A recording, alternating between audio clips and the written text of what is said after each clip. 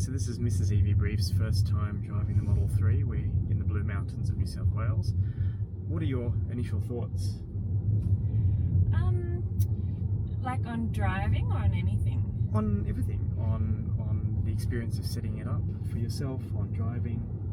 Well, I mean, the first thing I noticed when I was a passenger, there are some things that are super convenient. Like I like this little honeymoon suite at the front for the phones. That's nice. You mean where the phones sit side by side? Yeah, okay. Yeah, that's nice. And there's this little bin here where you can put a handbag or like shoes or something. Well, you wouldn't put shoes in the bin. Well, I take off my thongs to drive, so that's convenient for me. That's for clean things. It's not for thongs. Can't I do what I want in my Tesla? Yeah, okay. I really like how it doesn't make much noise. So we're in this forest and you can just hear the birds and stuff, and that's really different. That's very different to other cars. That's brilliant. So and no pollution in national parks as well. Yeah. So it's really, so we're driving through the forest and the window seems to come up higher than our Golf, and so you can just see the trees and you can hear the birds. It's kind of nice. It's a better visibility too. Yeah, well, it feels like that. It feels like there's more window to sort of look outside, and yeah. And then when you're a passenger as well, there's all that overhead light you get from the glass ceiling. Roof, yeah. Well, it does get a bit hot, doesn't it? Like yesterday, it was quite warm in here. Yeah, I suppose so. But you've told me that you can just use your voice to tell the Tesla to make it cooler. That's so right. Then that's okay. And what about the driving experience? What about actually going to a car that has no gearbox, that has one pedal and driving? Yeah, I mean, at first it felt like a bit like sitting in an Apple store, because you've got this screen and nothing else, and so like it's sort of a bit strange. So you kind of feel like you're not as in control until you learn how to make everything work. But yeah, there's a steep learning curve with this interface, isn't there? Yeah, but it's helpful that you can just use your voice for things. I still haven't worked out how to like press all the buttons and make it do stuff. So yeah. But what it might take me a while to learn that. What about the actual drive? So we've thrown you into the car on a steep mountain pass as your first driving experience. Is it? Well, one thing I'm really liking is how you just lift your foot off the accelerator and it sort of stops. Well, not not jerkily or anything, but it's sort of in this smooth way, just brings you to a stop, as opposed to having to like juggle the brake pad and stuff. So yeah, you thought you'd hate that, but well, yeah, it feels like it's sort of not as jerky, and you're not having to adjust so much to working out exactly how much the car will take, and when you need to like push your foot harder and things like that. It just sort of sorts it out for itself almost. And apart from that, I mean, the actual drive it's really straightforward, isn't it? Like the steering. Well, I've adjusted to that, which is different to how I normally drive. Yeah. Obviously in our Golf, and that didn't take very long, just a few minutes. So it feels quite natural now. And it's a comfortable car to drive though. Like, I feel like I'm in a massage chair actually. I know the chairs are amazing. It feels like there are all these components sort of that mold to the back and your legs and stuff. It feels like that you've got a bit more depth in the seat. Right. Yeah.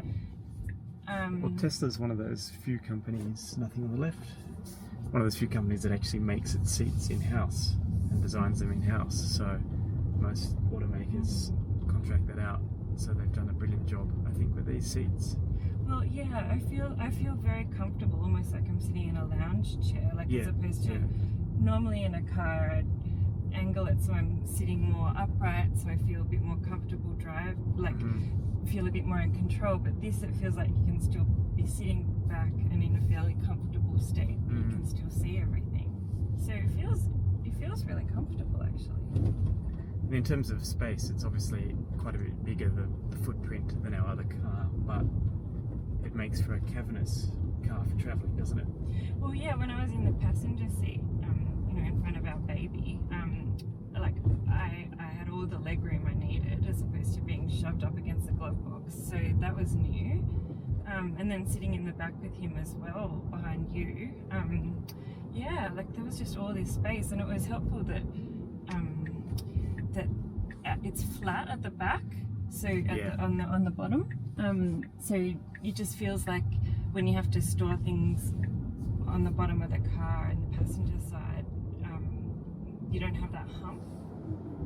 So we are now doing faster speeds on the way back home. What do you think of the car at 80 k's an hour plus? Well, it sort of feels like you're going slower, actually. So a few times I haven't noticed that I've been speeding quite a lot. Somehow it holds fairly well, and it just feels like it feels like it's going a lot slower. I think the silence and the fact there's no transmission also means there's less sensation of speeding along. Yeah, and the process of coming to a stop, like we're doing now, fairly suddenly, like after you take your foot off the accelerator, and then there's a period where you put the brake on if you need to.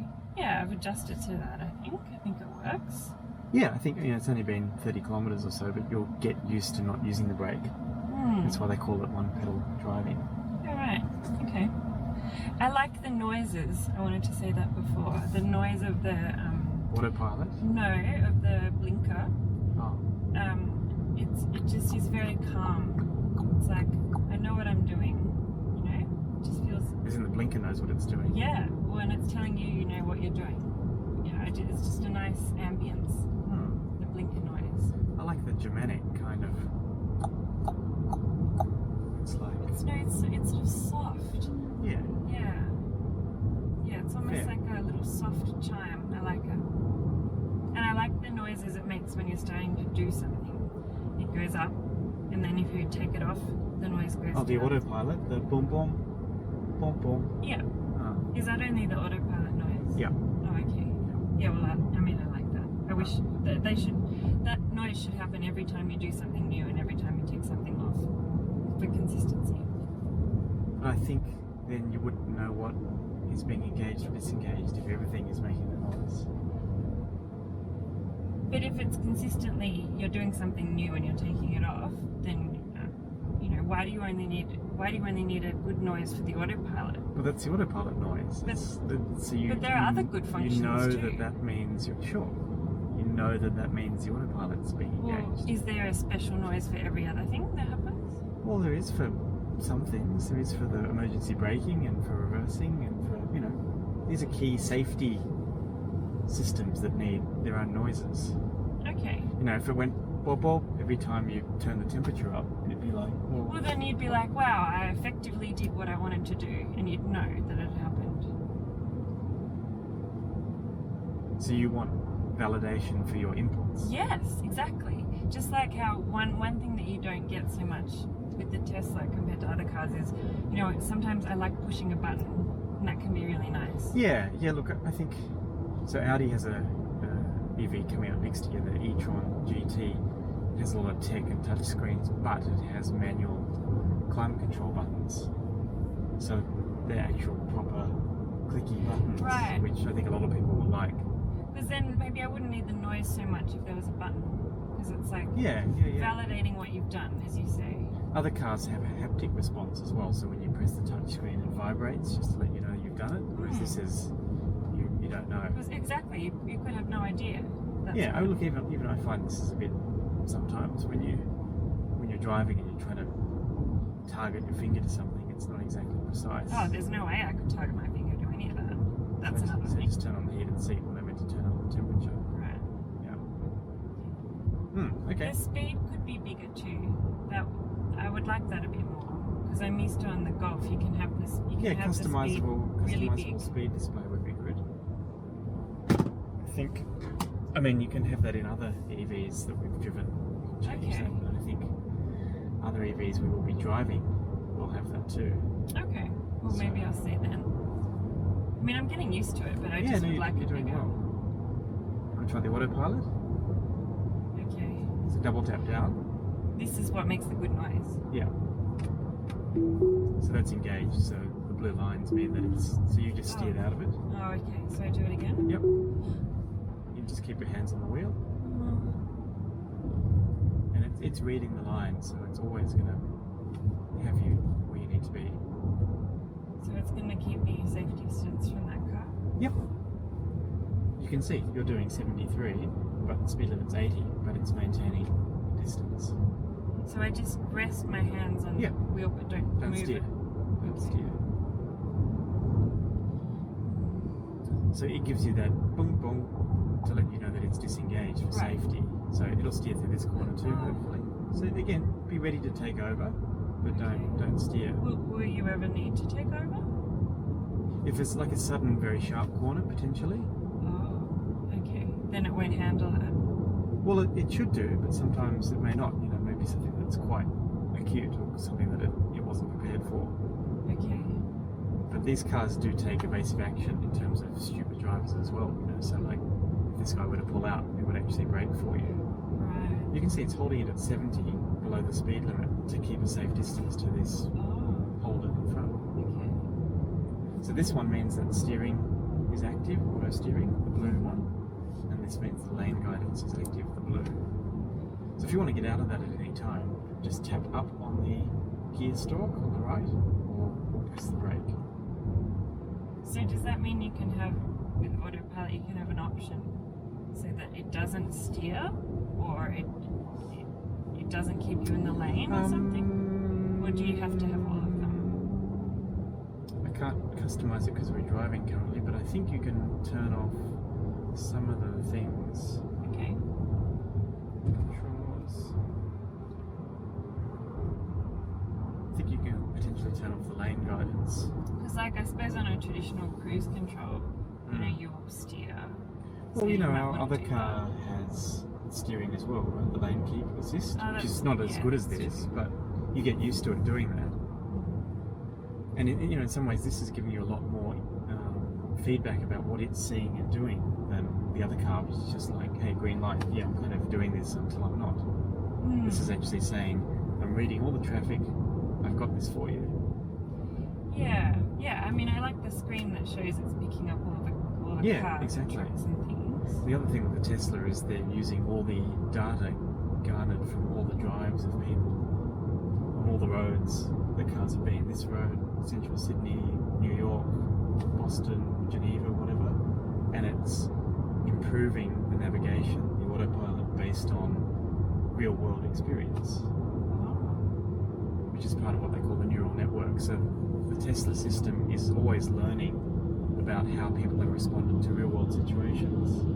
So what might be something that it changes? Well, for example, if the Autopilot, say there's an exit coming up here, if you were scheduled to go there in the navigation and the car took it badly and you had to intervene, it would record that, and that it would actually learn for next time to improve on that. Or it might even take a few times, but gradually. And there's a lot of videos online of people documenting cases where their routes or their commutes have improved dramatically in the Autopilot just from the car learning the behaviour. And this is something that's consistently and constantly pushed to vehicles in updates. So that information automatically goes to Tesla? That information on the driving automatically goes to Tesla, yeah. Obviously there's no privacy, there's no personal information that goes with that. Okay, that's good. But that's the other thing, you know, like they've got the biggest fleet of electric vehicles in the world in terms of in the hands of customers, and they've got so much data coming back to them to use for improving the car and improving this autonomous software. That's why theirs is likely the best. Yeah. We've talked before though about, I still have a concern about vulnerabilities for hacking eventually. I mean, it's possible. Anything that's completely software driven is a likelihood that it could be hacked. Do they have pretty strong security systems? Yeah, I believe there's a lot of encryption and security in that, and I think Tesla's even run competitions to get people to try and hack someone's wheel. Just the tyre. Okay. I hope. Yep, just the tyre. Oh dear. Maybe, would it been good if that showed up on the screen, tyre ahead. Well, I think because there was a car right in front of us, it didn't. But these cars have been known to swerve around obstacles too. Okay. That was a bit fast to be able to avoid that. Okay. So it's in autopilot still, but Yep, straight over. still got it. Luckily, with the flat undercarriage, like nothing's going to really be damaged Oh, that's good. with this. Okay. So you can see here, it'll read the 60 sign, it'll slow you down to 60, hopefully. 80, 60. 70. So you might need to go down with the wheel, or you can just tap, or you can brake off. Yeah. So cruise is still on. Okay. Cruise is off now. Okay. Yep. That's good. Now I feel a bit better. Yep. So overall, I mean, you were pretty anti-Tesla.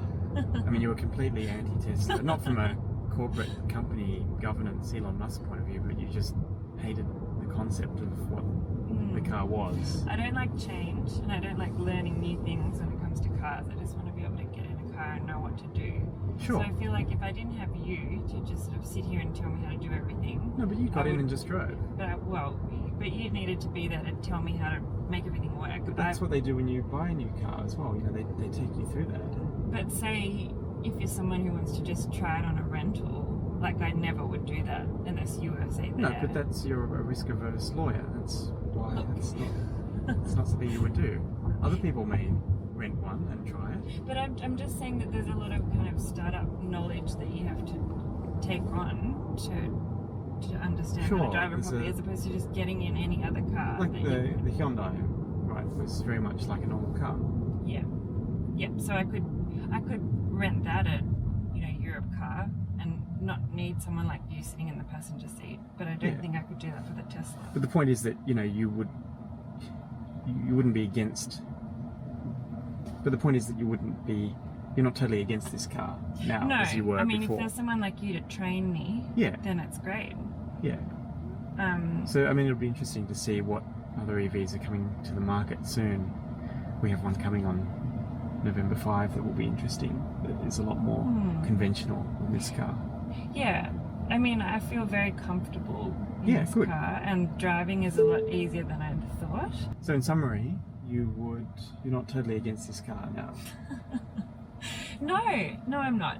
Again, if I could have some training, then I think I'd start to feel very comfortable. I suppose with cars, I like to get to a point where with me it's sort of set and forget. I know what to do, and I don't have to learn something new. It's just everything is quite intuitive.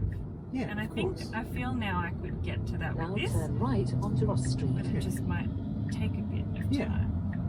No, But that's valid. The driving has been surprisingly more comfortable than I thought it would be.